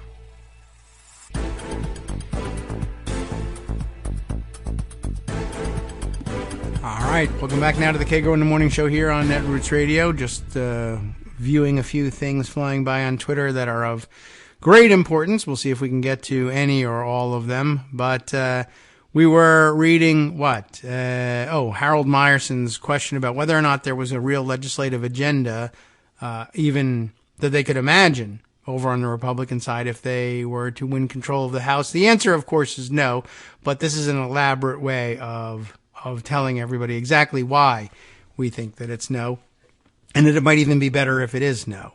So let's see. Where did we say? We said they basically have no ideas. Maybe they'll raise some taxes on poor people in the middle class, as Rick Scott suggested earlier this year, and also cut the medical and Social Security benefits for them along the way. That seems very Republican. And so, therefore, very likely to happen, or at least be proposed legislatively. Perhaps, by the time they get around to it, maybe in preparation for 2024, they think this is actually a good idea, and they hold a vote on it in 2024 finally, and squeak it through by whatever majority they still hold at that point. And then it dies in the Senate, and then they go to campaign on it, thinking it's a great idea for some reason. Anyway, but the ashes, he continues, from the immolation of former UK Prime Minister Liz Truss's short-lived Reaganomics agenda are still wafting in the wind. Believe me, no one cares about that. Harold Meyerson's been reading or paying attention to what's going on in the UK. That's admirable. Be very worldly. We pay attention to it here in the United States, but not usually for cues about what Republicans are going to do inside their caucus. I think that might be overstating it. They're not going to say, oh, well, Liz Truss just had some real trouble with a Reaganomics agenda, so we better not do it if we're smart. Well, one, they're not smart, and two, they're not, who's Liz Truss? We don't understand. Anyway, closer to home, a look into the exit polls from this week's election make clear that Americans are no more hankering to return to Ronald Reagan's government is the problem days than our British cousins were to return to Margaret Thatcher's. As the Associated Press's VoteCast exit poll makes clear, to who? To nerds like us. What about to regular people who don't pay any attention? Who's in WrestleMania? And you want to cut my taxes? Great. You want to remove all my social net safety net backstop and make it harder for my family to survive? Did you say you hate liberals? You do? Okay, let's do it. I mean, that's the extent of the analysis. So you think that in American heartland they're saying, Liz Truss just had a problem with it. Maybe it isn't wise for us to do this. This return to Reaganomics will be no more successful than the return to Thatcherism. I doubt it. Anyway, this is Harold Meyerson, and this is his job. So we'll read this is what smart people are supposed to be thinking about. You're smart, right? Read this. All right. As the Associated Press's VoteCast exit poll makes clear, the midterm electorate was, like most midterm electorates, older, whiter, and more Republican than the electorates that turned out for recent presidential contests. Although we did find out a lot about Gen Z showing up, particularly in Michigan. Republicans and Republican leaners outnumbered Democrats and Democratic leaners by a 48% to 44% margin. That's just, I guess, people voting on Election Day, I suppose. That's the only people you can poll in an exit poll. Despite that, as has been widely reported, this week's winnowed electorate favored abortion rights by roughly a 60-40 margin. And on a host of other social issues, such as the serious threat posed by climate change, which 60% affirmed, clearly parted company from Republican orthodoxy. For that matter, despite the widespread concerns about crime, 71% of respondents said that racism is a serious problem in policing. As has not been widely reported, however, the electorate's economics also parted company from Republican orthodoxy, asked if they preferred a government that did more to solve social problems or one that did less by deferring more to businesses and individuals. 53% said more, leaving 47% to say less.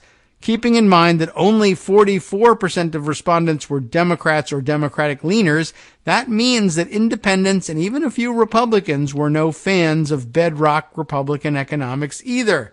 They don't care. They just want to own the libs. In general opinion polls, the less government faction often outnumbers the more government on this question, which confirms the adage that Americans are ideologically conservatives and operationally liberal. It's remarkable that such an ideological question got such a pro-government response in such a Republican-leaning electorate. If you asked a more operational question, like, should the age for Social Security and Medicare eligibility be raised, the withdrawal of state responsibility would doubtless be overwhelmingly opposed. Probably true. But by the way, a better explanation for what's going on here it might be something I saw tweeted the other day, and I might even have put it aside in Pocket. Who said this? Let me see if I can find it here. It's right up at the top, I think. One of the tweets that I put aside. That's not it. Oh, that's a good one. See if we can come back to that one. Did I save it? Maybe I did, maybe I didn't. No, perhaps not. But somebody had said, although maybe it's disguised differently and had a picture along with it instead of the usual way the tweets get filed in Pocket. But somebody had said, well, what's really going on here is that America isn't a center-right country that's confused about its politics or is misled by, manipulators or anything. America is a center-left country with a gerrymandering problem. That's basically what it is. That because of the way Republicans in most cases have controlled the way we draw district lines and define how we count the votes, it's hiding the fact that overall the country, if just count your votes at large, will tell you, no, we're center left and we favor abortion rights and we don't favor Reagan economics and we do favor a robust social safety net. But you divide us into groups whereby we end up electing quote unquote representatives who are dedicated to the opposite. And we just shrug our shoulders and give up and say, I don't know, I voted and it's not working, so I guess that's just the way it is. Whoever made that point, I'm sorry I don't have it here to credit you, but it was a pretty good one. All right, let's see. Back to Harold Meyerson. He was just astonished by finding essentially the same thing but explaining it in a different way. He continues here. In fact, one question in the poll did go to the operational side of government's role, asked if it should be the responsibility of the federal government to ensure that all Americans have adequate health care coverage. 64% answered yes. They like to have health care coverage. The affirmations of the state's responsibility to do what the market won't were also apparent in the results of several states' midterm ballot measures. In Republican South Dakota, voters passed an initiative expanding Medicaid coverage. I remind you, of course, that in years past, in Republican-leaning Missouri, or just plain Republican Missouri, voters also passed an initiative expanding Medicaid coverage, and the Republican state legislature, who those same people elected, said, you didn't really want that. We're not going to do it. They just negated it. Just as Florida likewise negated the Republican electorate's decision that they wanted voting rights restored for felons once they'd served their time, for instance. No, well, we're not going to do it that way. And then we're going to arrest people who think we did do it that way. Things like that happen, well, with some fair frequency. Anyway, in Republican Nebraska, they passed an initiative raising the minimum wage to $15 and indexing it thenceforth to the cost of living. We'll see whether that survives, though it is money in their pockets, so maybe it will. Couple these election results with voters in largely Republican Montana and very Republican Kentucky passing pro-choice measures in this week's elections, and we're right back to my initial question, what's the Republicans' legislative agenda? Is that where we land? Okay. What parts of it can pass muster with the electorates of even the reddest states? And the answer is maybe. I would say none, but it doesn't matter because it's too late, because ultra-MAGA weirdos are the people you put in Congress because you wanted to own the libs, and now they're going to legislate the things you don't like, and you'll say, I can't understand why this keeps happening to me. It might be that keeping gender identity stuff out of elementary school curricula, that is, thinly disguised anti-LGBT bigotry, will end up being the sum total of their platform. That's the only thing, I guess, that they can still get people to agree to. I don't mean to trivialize by mockery the absence of a plausible Republican agenda. The party, after all, did not even produce a platform at its 2020 national convention. McConnell answered questions about what the Republicans would do if they took the Senate by saying he'd get around to that once they took it. Kevin McCarthy's attempt to present an updated contract with America lacked any particulars, and I'm not aware of a single Republican who campaigned on it. Oh, that's interesting, too. No wonder they don't know about what his plan is. Traditional Republican policy is dead. Most GOP politicos have effectively been saying, long live Republican resentments, which is all they've really campaigned on, not just in the age of Trump, but increasingly in the course of the past several decades. Virtually all of the messaging that comes out of Republican media, going back to the rise of Limbaugh, is about resentment, not policy, and those resentments over the feared loss of white, male, religious, hetero, native-born hegemony are now the core of MAGA republicanism, which is overwhelmingly the party's dominant strain. The exit poll asked the 48% of Americans who identified as Republicans or Republican they meant leaners, not leaders. It says leaders, but maybe they are that too.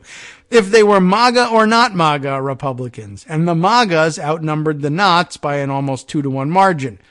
But McConnell isn't a MAGA, and McCarthy is one only out of fear that he couldn't claim party leadership in the House if he said he wasn't. The deeper problem affecting the Republicans is that none of their core positions resonate with the majority of their compatriots. That's why they've lost the popular vote in 7 of the 8 last presidential elections. Now, however, the party's self-marginalization has reached the point where the sober heads among them actually fear articulating what they stand for. That's why McConnell and McCarthy have made no pretense of presenting any policies to the midterm electorate. Only by the Constitution's aversion to majority rule do they still govern, and as the gap between party positions and majority sentiment continues to widen, as it has on abortion, electoral backlashes like the one we saw this week will become a fixture of American politics. And all they have to do, of course, is legislate away that backlash with their majorities and sometimes veto-proof majorities in the states to undo that. Speaking of which, by the way, I will point out, I think I have something in pocket about it. Just letting you know, yes, right, here we have, I'm going to go to somebody's Substack here. How exciting. And so modern I am. This is Dan Schaefer's Substack called the clever enough, the recombobulation area. Area part, not so much, but recombobulation. Okay, I like the idea. What did we find out here? Dan Schaefer telling us Democrats prevent a Republican supermajority in the Wisconsin state legislature. You'll remember there was a long piece we read at least part of the other day saying that was in the offing, that Wisconsin was so heavily gerrymandered that a 50-50 electorate could still produce a veto-proof supermajority in both chambers of the House of the state legislature for Republicans. Well, it's been narrowly avoided. I also have open the tweet from Ben Wickler discussing that, and maybe we'll add that detail at the end. Here's Dan Schaefer's article on it. New maps gave Republicans a path to a supermajority, but key Democratic victories in Oshkosh and La Crosse County proved to be the difference. By the way, a little description and pitch for subscription to the Substack in question here. The Recombobulation Area is a 6-time Milwaukee Press Club award-winning weekly opinion column. How do you like that? And an online publication written and published by veteran Milwaukee journalist Dan Schaefer. There you have it. Okay, so in the first election under, well, one thing they're missing at Substack, editors. I'll give you that. I'll read it to you as it appears. I mean, it's just a typo, but still, it's driving me crazy these days. Everybody's getting money for these things. I think you should edit them. Anyway, I don't know. I don't edit my podcast. Anyway, in the first election under newly maps, Wisconsin Republicans will make gains in the state legislature, but Democrats will successfully prevent a 2/3 supermajority that would have upended politics in the state. So they lost seats, but not as many. So it's similar to the national phenomenon. Well, you didn't win. I know, but we didn't lose as badly as we were supposed to, so therefore it's a win. You get it? Gaining that supermajority would have given the Republican-controlled state legislature the power to override a veto from Democratic Governor Tony Evers, who won re-election Tuesday night. And that would have been weird and ironic, right? With the governor's veto power intact, Republicans in the legislature will be prevented from turning Wisconsin into ground zero for dismantling our democracy, said Assembly Democratic leader Greta Neubauer, who said it in a press release from the Assembly Democratic Campaign Committee, ADCC, the state version, I guess. Despite their best efforts, Republican legislators were unable to silence the people of Wisconsin. The GOP will be 2 seats shy of a supermajority in the state assembly. That's still pretty dangerous. But as expected, they will reach that 2/3 threshold in the state Senate. But without supermajority control in both chambers, there is minimal impact on what legislative Republicans can do differently in the next term. Although I would say, I don't know, man. I mean, presumably it will be very difficult to swing a Democratic vote or two their way in a veto override. But I don't know. 2 seats. That's it. They can't find 2 that would switch. I hope not. Anyway, it's just very difficult to have to worry about. Toss-up races won by incumbent Democrat Steve Doyle in La Crosse County by a slim margin, 51% to 49%, and by Lori Palmieri in Oshkosh, 54-46, will prove to be the deciding races to prevent that supermajority. These numbers are according to the results page at the Decision Desk HQ and can be found here. He provides a link for that. Barring any unexpected updates, the total seat breakdown in the Wisconsin state legislature will be as follows. In the Senate, 22 Republican senators to 11 Democratic senators, and in the Assembly, 64 Republicans to 35 Democrats. Mind you, again, the ballots cast for Republican legislators versus Democratic legislators, still 50-50 split. But that's how badly gerrymandered Wisconsin is. 50% of the voters said, I want to be represented by Democrats. They are represented in the Senate. They got 1/3 of the Senate and just a little over 1/3 of the seats in the Assembly. Should be 50-50, which would mean, let's see, there's 33 seats in the Senate, I guess, according to this. So let's say it maybe should have been about 17-15, perhaps, we'll say, generously giving the advantage to Republicans. Whereas in the Assembly, oh, now I got to do real math, 64-35, 80, 99, so 99 seats, that's almost 100. So you could say it should have been 51-49, let's say, but instead it's 64-35 because gerrymandering. I mean, I think that's just important to point out. Anyway, this in a year when the state's Democratic governor won by 3.5% and the Republican senator won re-election by just 1%. In other words, it's an evenly divided electorate when you vote statewide. It's clear that these maps are wildly unbalanced, tilted in favor of the Republicans who drew these maps.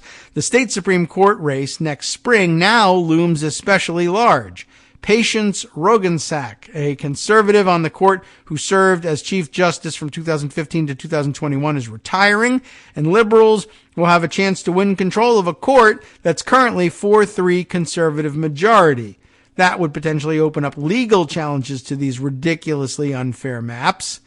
In the Senate, Republicans will flip the 25th district in the far northwest corner of the state. Republican Romaine Quinn will defeat Democrat Kelly Westland by a roughly 14-point margin. This was expected as incumbent Democrat Janet Bewley is retiring, and this is a district Donald Trump won by a double-digit margin in 2020. Democrats will, however, hold a key state Senate seat in western Wisconsin, where Democrat Jeff Smith will defeat Republican Dave Estenson by a roughly 1% margin in the 31st district.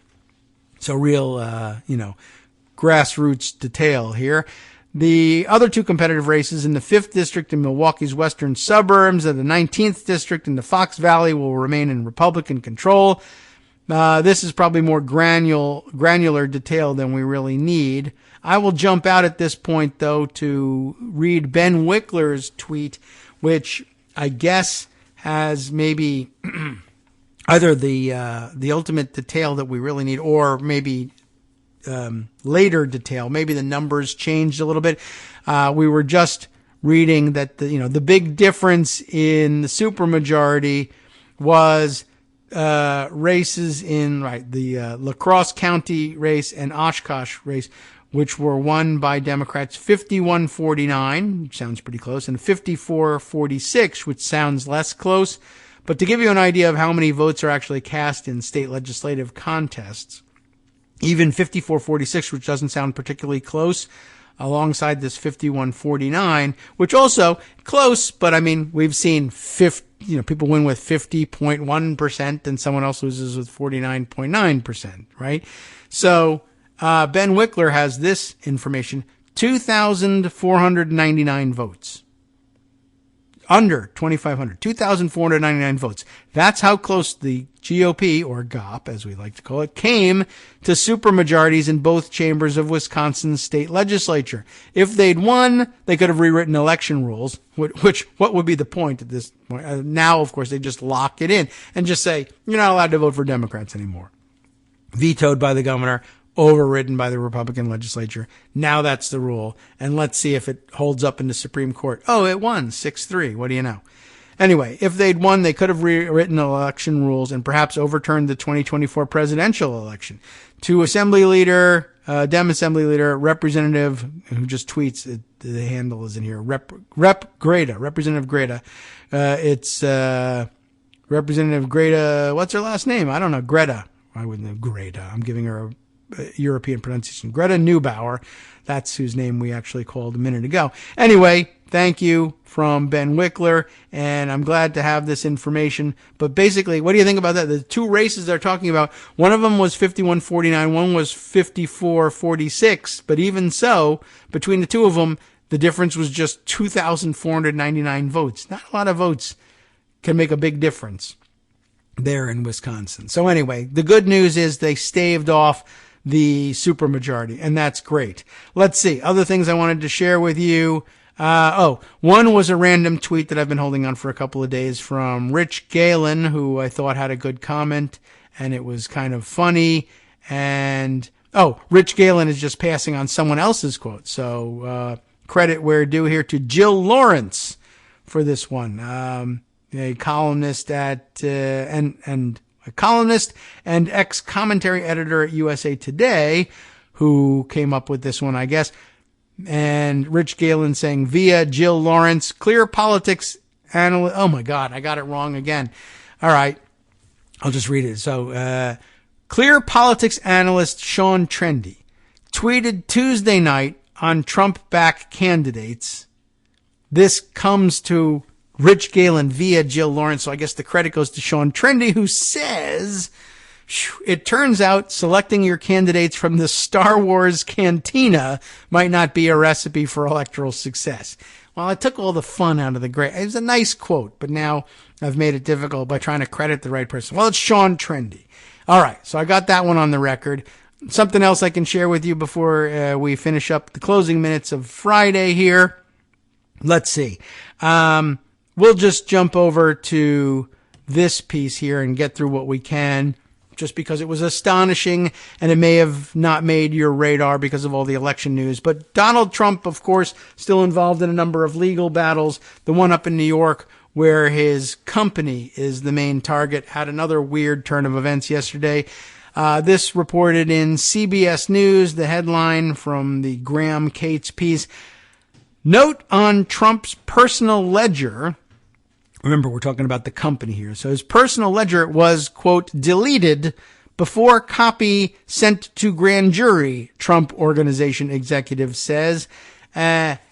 Difficult to hear it read and grasp what's going on here. A note, though, on Donald Trump's personal ledger, remember the books that he keeps for his company, was removed before his company turned over a copy to a grand jury investigating the Trump Organization for fraud, a company executive acknowledged in court Thursday. And if this person is the person who is pictured here, Trump Organization Senior Vice President and Controller Jeffrey McConney. And that is an odd-looking, maybe possibly Muppet creature of a person who's there. I don't know. You got to see it for yourself. I hate to focus on somebody's looks, but I mean, that's like I would guess, well, I don't know. I got lots of people in mind whose DNA is in that picture. But anyway, the important stuff, a note on his personal ledger was removed before it was turned over to the grand jury. What's going on? The revelation came during the third day of sworn testimony by Trump Organization Controller Jeffrey McConney, whose appearance, they don't mean his appearance, but his appearance in the company's New York's criminal fraud trial, was stalled for more than a week after he tested positive for COVID-19. Maybe that accounts for the especially bedraggled look he's displaying in the picture. McConney was shown a page of Trump's ledger, an accounting of expenses paid from Trump's personal coffers, provided to prosecutors by accounting firm Mazars USA. Remember them? Beneath the ledger entry for a 2012 payment of more than $30,000 to a private school appears the phrase, per Alan Weisselberg, referring to the company's former chief financial officer who in August entered a guilty plea to fraud and tax evasion. McConney was then shown a copy of the same 2012 personal ledger page provided by the Trump Organization to a Manhattan grand jury in 2021. The phrase per Alan Weisselberg appeared to be missing. Somebody can go into the system in the general ledger program. You can change descriptions, McConney testified. Are you saying that someone went in and deleted the phrase per Alan Weisselberg, said prosecutor Joshua Steinglass? Yes, McConney replied. Under further questioning, McConney was unable to say who deleted the entry. The Manhattan District Attorney's Office in 2021 charged the Trump Organization and Weisselberg with more than a dozen criminal counts, this should be one of them, related to allegations that certain executives were provided with untaxed, indirect compensation in the form of luxury benefits, including Manhattan apartments and, in this case, private school tuition. The company maintains its innocence of all charges, except now, of course, they've been caught erasing notes in the ledger, "I did this crime." McConney was the first witness called by prosecutors to the stand, but his testimony was abruptly halted during the second day of the trial on November 1st when his positive COVID test came in. Earlier that day, McConney testified that after Trump took office as president in 2017, a longtime attorney for the company oversaw an internal review of the company's tax practices, leading the Trump Organization to, quote, "do things differently." Steinglass then asked if the review led to changes to some of the practices that led to these charges. McConney said, "Yes, sir." Prosecutors allege that executives at the company for more than a decade used a variety of methods to hide the luxury benefits from tax authorities. One method alleged by prosecutors is that executives were paid in part each year as if they were independent contractors. McConney said Thursday that Mazar's accountants at one point told him not to pay a Trump Organization attorney that way because there was concern he could lose his legal license. So all sorts of shenanigans going on there, including, of course, an attempt to erase the evidence that they had done it, which is kind of amazing, and I guess they thought they were going to get away with it, but I don't know how exactly, but I'm glad this stuff is catching up with them. Meanwhile, speaking of catching up, next up, of course, the West Coast Cookbook and Speakeasy with Justice Putnam, his Friday program coming up next, focusing on, well, Republicans paying the price for right-wing extremism in the midterms. Of course, much more from around the country and around the world, some of which we can sample From next. networksradio.com. You have been listening to Kagro in the morning with David Waldman. Good stuff here. California seeks to pair home energy storage and rooftop solar. Work was stopped after a noose was found at the Obama Presidential Center construction site in Chicago, and U.S. authorities are investigating that crypto exchange FTX that fell apart. Maybe he can tell you a little bit more about it than I can. We'll see you next week.